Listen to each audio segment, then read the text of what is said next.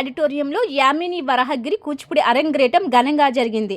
యామిని కూచిపూడి నృత్యం ఆహుతులను అలరించింది. పురంధ్రదాస్ దేవర నామాలతో మొదలుపెట్టి గజవదని, ప్రహ్లాద శబ్దం, కారింగం, శివాష్టకం, తిల్లానాలను అవిని ప్రదర్శించారు. హైదరాబాద్ దూరదర్శన్ కేంద్రం నుంచి కూచిపూడి కళాకారిణిగా ఆమె గ్రేడ్ సర్టిఫికేషన్ పొందారు. పొట్టి శ్రీరాములు తెలుగు విశ్వవిద్యాలయం నుంచి కూచిపూడి నృత్యంలో సర్టిఫికేట్ కోర్స్, డిప్లొమా రెండింటినీ పూర్తి చేశారు.